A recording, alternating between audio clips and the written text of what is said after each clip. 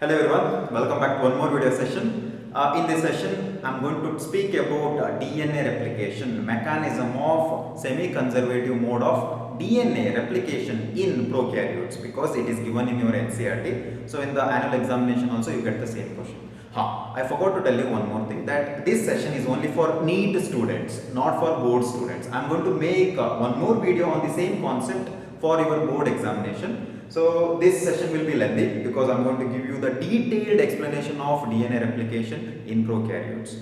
Anyhow, I'm going to give you a brief introduction or maybe explanation of eukaryotic DNA replication. Okay, so we just write DNA replication. This is only for NEET. We mentioned it. So the board students, no need to watch this video. I write here DNA replication.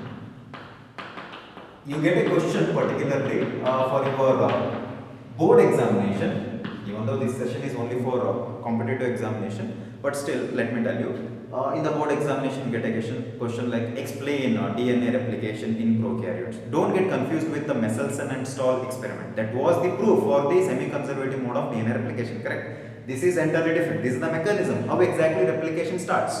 Okay, here before we talk about the actual concept, I want to tell you the requirements. Like to prepare any food we need ingredients, right? Okay, we need a person like a chef, or in your home the mother. Obviously the mother prepares the food and father brings ingredients like vegetables and all this stuff from outside. So like that we need some certain requirements. First we write the requirements for it. First we start with the DNA of prokaryote. One thing to remember, that in the case of prokaryotic genome or the DNA length is less compared to eukaryotes. That's what we know it. Okay, so I'm drawing the two strands of the DNA of prokaryotes. Prokaryote itself, it is the prokaryotic DNA, and I'm going to draw the DNA of eukaryotes, that is us, whereas we have got eukaryotes have a very complex as well as very lengthy DNA, correct? The nitrogenous bases are normally higher compared to the prokaryotic base pairs. We write here eukaryotes. Okay. Now the replication starts at a particular position of the DNA segment. See, this, let us imagine this is the entire DNA, that is the entire DNA of the prokaryote, that is all the DNA, and this is actually the entire length of the DNA of eukaryote, like that we imagine, even though it looks very small here in the diagram. Fine. So now we just put the base pairs. Okay, so here also we put the base pairs. Done. Now, in the case of prokaryote, let us just write E. coli for our understanding, because the DNA replication was first identified and studied in Escherichia coli, a prokaryote, because it was very easy to culture in the laboratory condition, in vitro. That's what we know it. We just write. This is actually the segment of the DNA, like everything is now the DNA itself. Let us just focus on a specific segment. So let us assume that this is the segment of the DNA. Okay, it has got a specific base pairs, like what is a specific base pairs, like adenine, guanine, cytosine, thymine, adenine, guanine, cytosine, like that it goes like that. But particularly there is a specific base pair. Okay, I have marked here. In this case, in eukaryotes, I am just going to mark that particular segment or maybe a particular place of the DNA. See the number. In the prokaryote it is only 1. I have marked only 1, whereas here actually 3 marks are there. Fine. Let me just write. Always the DNA replication starts at a particular place in the DNA. It will not start somewhere else here or maybe here. There is a particular position. There is a particular nitrogenous base sequence where the initiation, that is actually the start of the DNA replication, takes place. So that particular place or position of the DNA or the site of the DNA where replication starts called as ori site. Here ori means origin, that is the starting point. Origin of replication. Please note this point. How many ovary sites are there? This is now ovary site where replication starts. In the case of prokaryote, how many are there? Only one. So, in the case of prokaryotic cell or prokaryotic DNA, there is only one ovary site. Please note this point. Only one ovary site. Whereas in the case of eukaryotes, because the length of the DNA in eukaryote is longer compared to the prokaryote, it has got many ovary sites. That means replication could take place at any place where ovary site is situated. But in the case of prokaryote, there is only one ovary site. Here itself, the replication should take place. But in this case, nothing like that. Wherever the ovary site is present, the replication could initiate.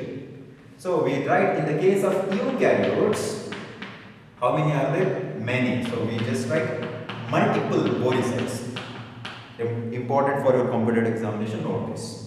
Who said the prokaryotic cell has only one ovary site? Who said it? Who discovered it? A scientist called as John Keynes. Note this one. A scientist called as John Keynes. He discovered in E. coli DNA there is only one ovary site. Only one ovary site. There the replication initiates. So this is the site where replication initiates. This is the thing. Now the second important point is, let me just write replicon. You may get a question like, what is this replicon? Replicon is the segment of the DNA where ovary site is situated, where replication takes place. So replicon is this, where ovary site is situated. So that means the replication could take place till here. So the entire DNA segment where replication is taken place, where ovary site is present, that is replicon.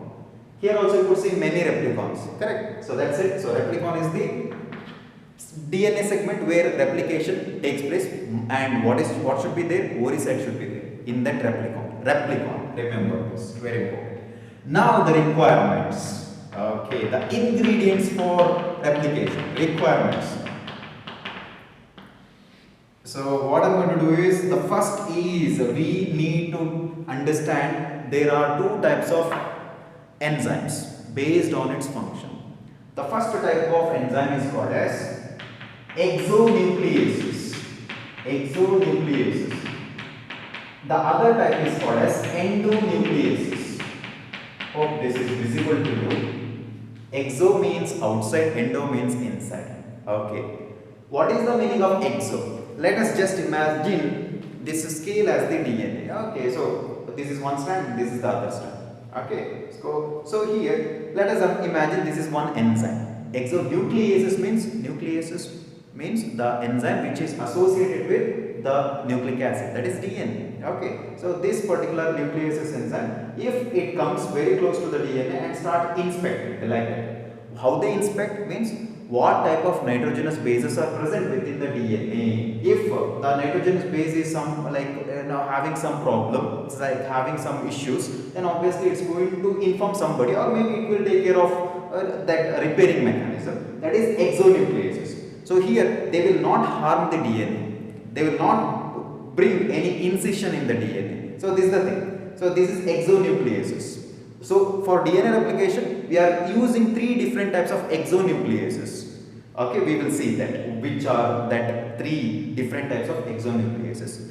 Endonucleases, you are not going to study in this concept or in this chapter. You are going to study endonucleases function in your biotechnology unit. Biotechnology, very important one. What they do is, for example, if this yellow color chalk piece is the endonucleases, see, they don't inspect. They simply discover a particular sequences. They need a particular sequences. We call it as palindromic sequence. You will understand it later. Palindromic sequence. They come and bind to the palindromic sequence and they bring the incision. They cut the DNA itself. They separate the DNA, and because of the endonuclease activity, you get many fragments. See, this is one DNA. So we can actually, they can cut this DNA into many fragments. That is the function of endonucleases. They are very useful in biotechnology in producing genetically engineered organisms. Okay, GM organisms, genetically modified organisms. That we are going to talk about it later in biotechnology. So let us see what is these exonucleases which are used in or which are seen in DNA replication. The first one is DNA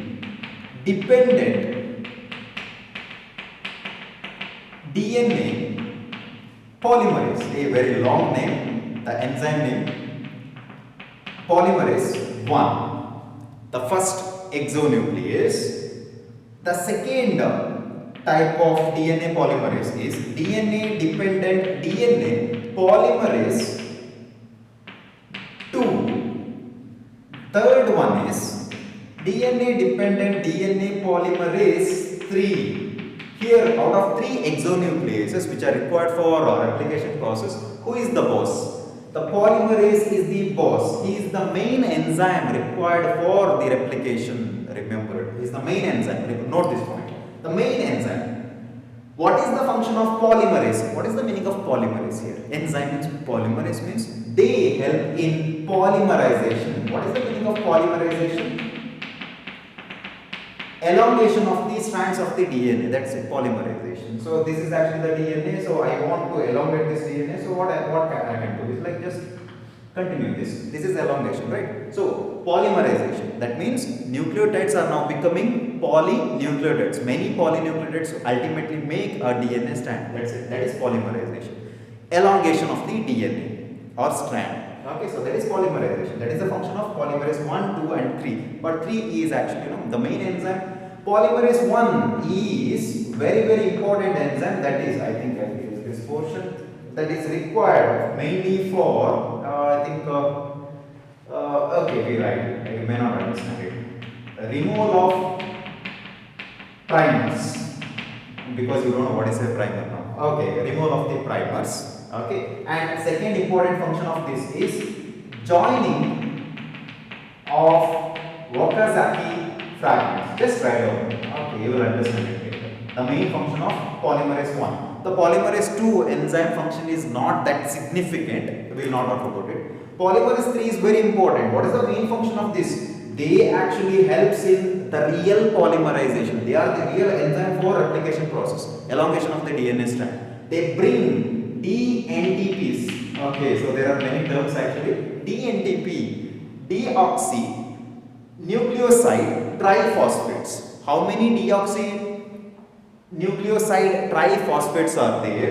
I think better I'll continue here itself. There are 4 DNTPs. The first one is deoxy nucleoside, particularly which type of nucleoside? Adenine containing nucleoside. N-deoxy, ribonucleo, correct. ATP, again DNGTP, because this is containing guanine. The other one is GNCTP. The other one is DNTTP. Yes, these are the 4 DNTPs. Very important. Please note this point. That is the main function of polymerase 3. They bring this deoxyribonucleoside triphosphates to the site of polymerization. So what is this DNATP and all this stuff? You know it, the nucleosides, correct? So many nucleosides mainly makes the nucleotide, and as a result a long chain is synthesized, that is polymerization. That's it, you know it, right? Like the nomenclature of nucleotides, nucleosides and what you call nitrogenous bases, correct? So that's it, fine. Other function of DNT, it has 12 functions, 2 functions. Remember this. It also provides energy, that is ATP. I think instead of that we write energy. The replication requires a lot of energy because it contains thousands of enzymes and all these stuff, chemicals. So it requires a lot of enzymes, a lot of energy. So energy is provided by DNTP. Not only energy, it also brings all these things. These are all nothing but energy containing phosphates, that is triphosphates. See, triphosphates. Got it? So it's having high energy. So that's it. Now, okay, so next is the 4th one, we write helicase. Another enzyme, DNA helicase, I have not mentioned it. Okay, so DNA helicase, it is also called as DNA unwinders. Unwinding, you know what is unwinding? DNA is helix, separate. Okay, you need to break the hydrogen bond. So they separate hydrogen bonds. That's it. When the hydrogen bonds are separated, what's going to happen? The DNA strands separate. That's it. Okay, so that's the main function of it. Next is DNA gyrase. DNA gyrase. Some people say gyrase. I pronounce it as gyrase. It's comfortable for me. Okay, you can pronounce it as gyrase. Okay, gyrase. DNA gyrase. It's normally seen only in prokaryotes. Please note this point. I think it's visible to you. Okay, my handwriting is not that great. But okay, DNA gyrus is present only in prokaryote. But whereas DNA helicase is common to both pro as well as eu. It's seen. But in this case, in the prokaryotes, you see only gyrus. So what is the function of this gyrus? The gyrus will help. If this is the replication is now taking place. Helicase will be somewhere else here. Gyrus will be sitting somewhere else here. It helps preventing further supercoiling. You will not understand what is this supercoiling and everything. Okay, we just write. Prevents supercoiling. Prevents supercoiling of DNA. Just write on it. Supercoiling of DNA. Okay. Whereas, if the replication is taking place inside the eukaryotic DNA, instead of gyrase or gyrase, there is another enzyme called as topoisomerase. This is strictly present only in eukaryotic cell or eukaryotic DNA. Topoisomerase 2. Hope this is visible to you. Topoisomerase 2. The main function of this is they bring the nick in DNA. Okay, I'll tell you where exactly nick in the sense. I forgot. You can also mention one point that they break phosphodiester bond between two nucleotides. They just break the phosphodiester bonds between two nucleotides. What will happen? Particularly in only one strand. Okay, not on the two strands. They just break one phosphodiester bond that is actually formed between two nucleotides. Broken. That's it, broken. So when it is broken, obviously supercoiling cannot take place, and as a result torsion will be reduced. I know what is this torsion. Torsion means the pressure. We talk about it. You will not understand it.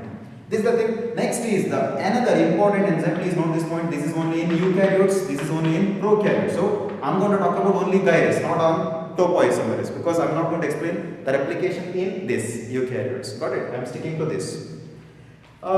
Next, we'll write it. Sixth point. We need another type of proteins called as single stranded binding proteins. Yes, VP. Please note this point. Single stranded binding proteins. What is the function of it? They prevents the formation of separated hydrogen bonds. Can you write this? Okay. Separated hydrogen bonds. Please write down whatever I say. Okay. SSBP, single stranded binding proteins. Actually, they sit on the separated DNA strands, sit on it tightly like this, and they prevent the formation, the further, that is reformation of hydrogen bonds. They will not allow it. Okay. If it is allowed, then obviously there is no use of replication, right? So it's like the function, the work of all these enzymes will be in vain. That's what, they prevent the further formation of hydrogen bonds. If the hydrogen bonds are formed, then again the DNA becomes double stranded. That's what they do not want, double stranded. This is it. The second one is, after this, what we need is another important structure, that is DNTPs. That's what I have already mentioned in this. Just write on it. DNTPs are required. Okay. So next is what we want is DNA dependent RNA primase enzyme. Another important enzyme. Without this primase enzyme, the replication cannot take place or initiated. So DNA dependent RNA primase is very, very important. What is the function of it? The main function of it is they synthesizes, not only synthesizes, they bring primers.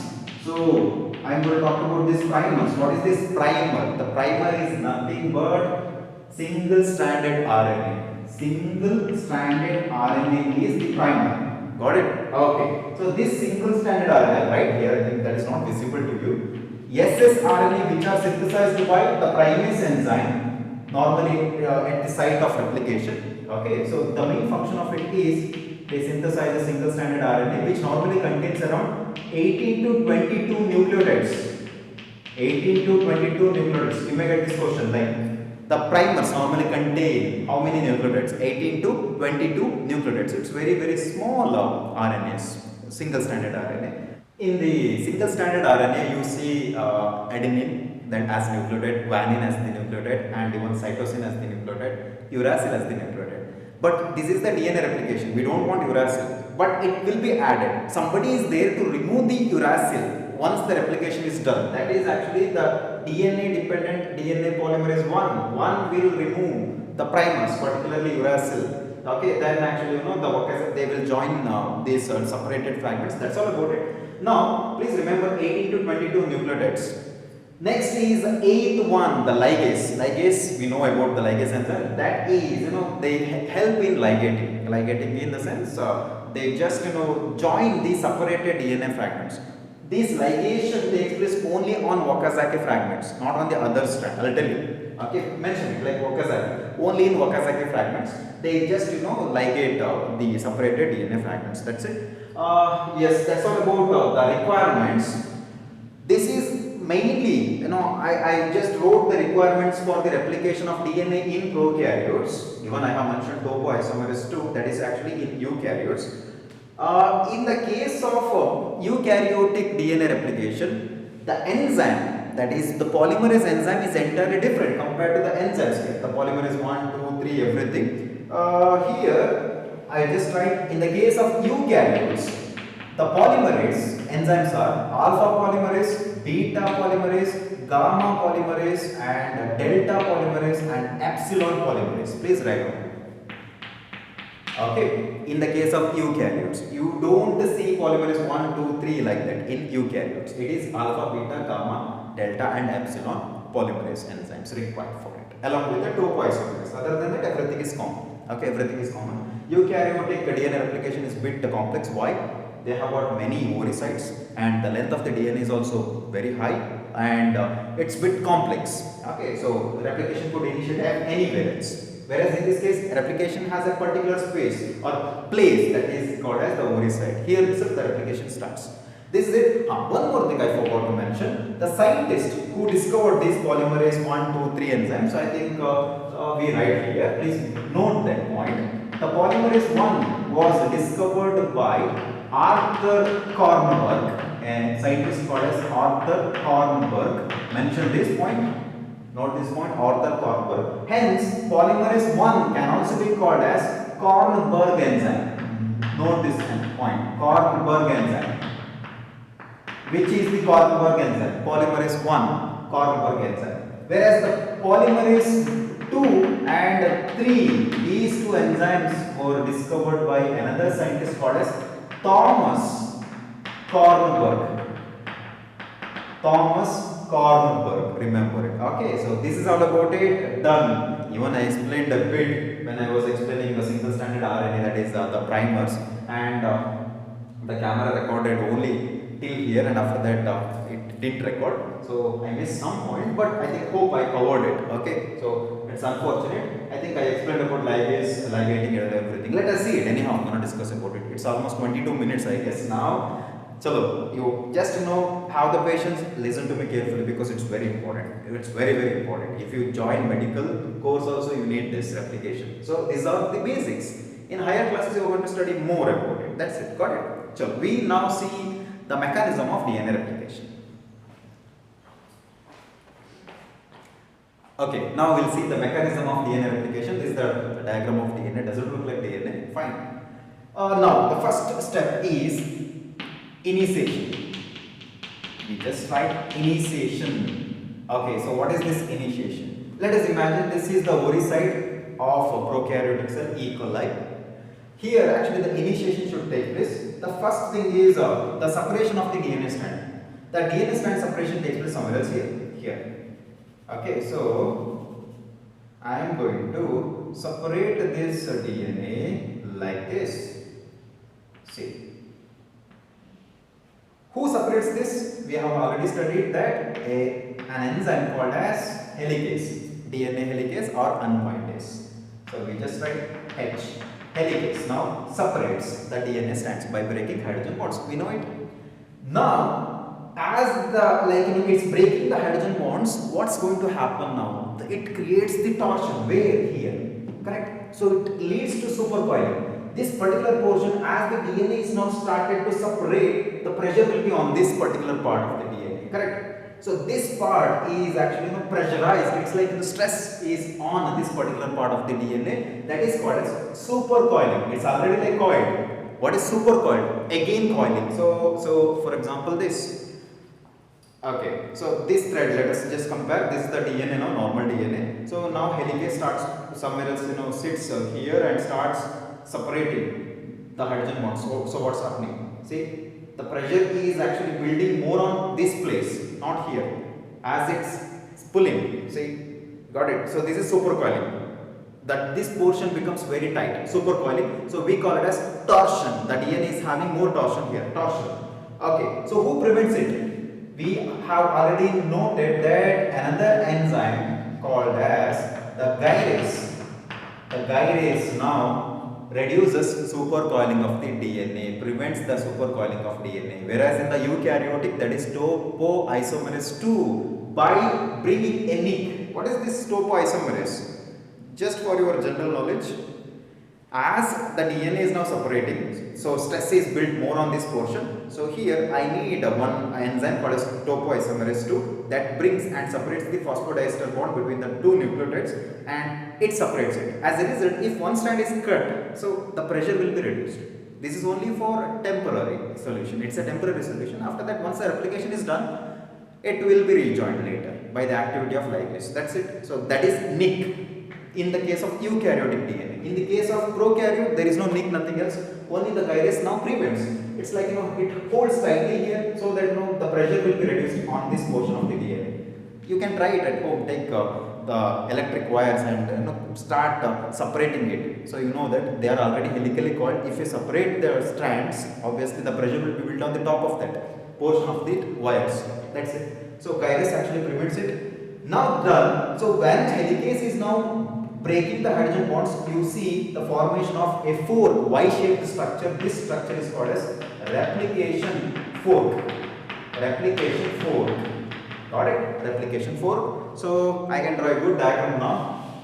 It is understood. So you see one normal Y and other inverted Y, that is from the top. Okay, so don't worry about it. So we just draw normal DNA now, just because we know what's happening. So this is enough. This is enough. So this is now replication fork. We write here replication fork is formed because of the activity of the helicase as well as gyrase. Done. Okay. So gyrase is here, helicase is here. So hydrogen bonds are now separated. That's it. Now we just, this is 5' to 3' prime, 5' to 3 prime. This is 3' to 5 prime. This is actually DNA strands are anti-parallel. We know it. Okay, so 3' end. Here, the initiation takes place, particularly here, Here one enzyme, I forgot. When these two are separated, obviously you know that already DNA strand was like helically coiled, right? So you have separated it. So if you separate it, but still they tend to coil around itself, even though it is a single strand, correct? You know it, right? It will be like this.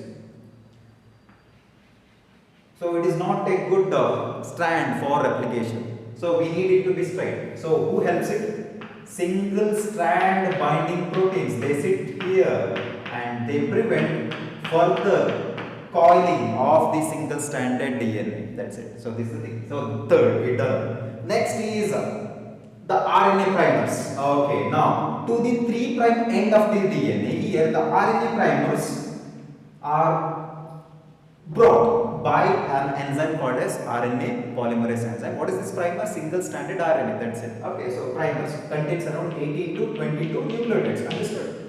Okay, they are brought here. So this is now named as 5' end, correct? Because it's going to be a new DNA strand, that is the daughter DNA strand in future. So this is done. One thing to remember, to the side where 5' to 3', that is 5' to 3' DNA strand is there. What kind of strand? Template strand is there. Reading 5' to 3'. This one is 3' to 5' template strand. Template strand, correct? So here the first primers are added, not here. Here. So now once it is done, we know that another enzyme called as DNA polymerase 3 that now brings DNTPs. What is this? You know it, DN, ATP, DN, GTP, like that. This nitrogenous bases containing nucleotides are brought here. So they are now joined. See, like this. So this is now replication. Got it? So finally, you could see a long, uninterrupted DNA strand is formed, started from the primer. Now the thing is, I want to remove this primer. Who will remove it? In this case, we use yellow color itself. The primers are now removed by the DNA polymerase 3. The pre will remove it. So the process of removing the primers and like repairing, if any uracil nucleotides are present, removing uracil containing nucleotides, that is called as proofreading. So I forgot to mention that the main function of polymerase enzyme is proofreading. Proofreading means if any mistakes are there in the work, that is proofreading. Just inspect it. Exonucleases are mainly for proofreading. If any mistakes are there in the nitrogenous bases, if it is there, they remove it and put the right nitrogenous base. That is actually proofreading. Proofreading is done by DNA polymerase 3 here particularly. So here the formation of the new strand is continuous, right? So this particular strand that is formed from 5' to 3'. That's what I said in my earlier class. Replication starts from 5' to 3', correct? New strands are synthesized from 5' to 3' end. Please note this point. 3' end, that is replication. So this particular strand is continuous. So this strand is called as continuous strand. Continuous strand. This strand is called as continuous strand. Done. That is done. For this process, this is polymerization, like in formation of new strand by bringing DNTPs, different types of DNTPs to the site by DNA polymerase 3. That is nothing but polymerization. That's it, polymerization. So because of the polymerization, a polynucleotide chain is formed. What kind of polynucleotide? That is complementary. See, complementary to template nitrogenous bases. Done. Right? Now another DNA is produced from this side. What about this now? Here the problem is there is a complication. There is some issues. The issues are, let us say, I am using orange color. The primers now bring a particular, the primase enzyme brings particular primers here, that is ssRNA containing 18 to 22 nucleotides. But the thing is, the orientation is entirely different. Earlier it brought the nucleotide, that is primers here in this site where 3' is there, that is 3' is there. In this case, it is 5' here. It cannot bring the primer here. It has to be here. That is actually very close to the 3' end. Now it's going to be, if a DNA strand is synthesized, it's going to be 5' because it's opposite, correct? 5'. So here, what's going to happen is, let me just write. Okay, it is going to be around more than 3 primers in this particular template strand. Got it? Which has got a orientation that is 3' to 5'. It's entirely different, the opposite, anti-parallel strand actually. So many primers will be added, but in this case only one primer. You may get a question, in the continuous strand how many primers are added? Only one primer is added by RNA primase enzyme. Whereas in this strand is called as discontinuous strand. Why it is discontinuous? Discontinuous strand. Discontinuous strand is also called as Caucasian. A scientist who identified this for the first time. He said like one strand is continuous, there is no problem at all, but other strand which is having orientation, that template strand 3' to 5', which is bit different, where many primers, multiple primers are added, then the DNTP, now the DNTP comes and then actually they starts forming many nucleotides, deoxyribonucleotides are formed between these primers. Okay, you see primer, deoxyribonucleotides, primers, deoxyribonucleotides, primers, deoxyribonucleotides, like that. So like that you see. Now the thing is, this is DNA, I need to remove this. Who will remove it? The DNA polymerase 1 will remove it. I forgot one more thing. The food for all polymerase enzyme is magnesium. Without magnesium, that doesn't work. Please note this point. Okay, so that's all about it. Now these primers are being removed by the same DP1 and then they synthesize. Not synthesize, they start to join, they fill the gap between the deoxyribonucleotides and the primers like this. So now primers are being removed and new deoxyribonucleotide chain is produced. See, done. The orientation is 5' to 3'. Same, replication initiates in 5' to 3'. Correct? So this is the thing. but it is bit complex because it takes a lot of time, many primers are added, so it is discontinuous process. Okay, so that's all about it. Continuous strand, discontinuous strand. Discontinuous strand is Okazaki. Now I forgot it. Okay, even though they are joined, but still some gaps will be there between the deoxyribonucleotides, that is phosphodiester bonds. They are formed from ligase enzymes. That's it, ligase. Ligase enzyme can be seen only in here, Okazaki strand or Okazaki fragments, not here. You don't see that. Got it? Just note one more point. According to our NCERT, it is given that the rate of replication is 2000 base pairs per second according to NCERT, but actually it is 1000 nucleotides.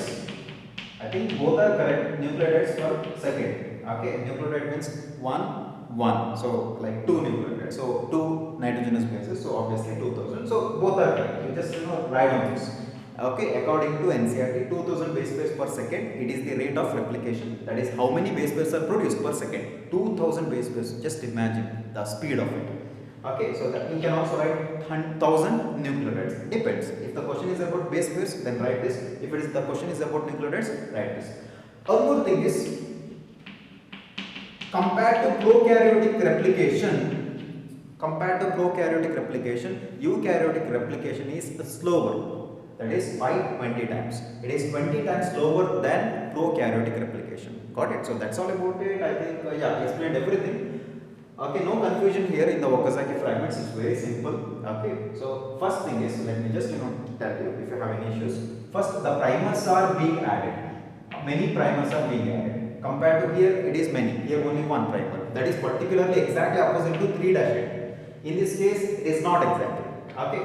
So once primers are produced, are brought here by the primase enzyme, the another enzyme called as DNA polymerase 1, they actually form deoxyribonucleotides, that is DNTPs, the same DNTPs here, okay, here, exactly between the primers.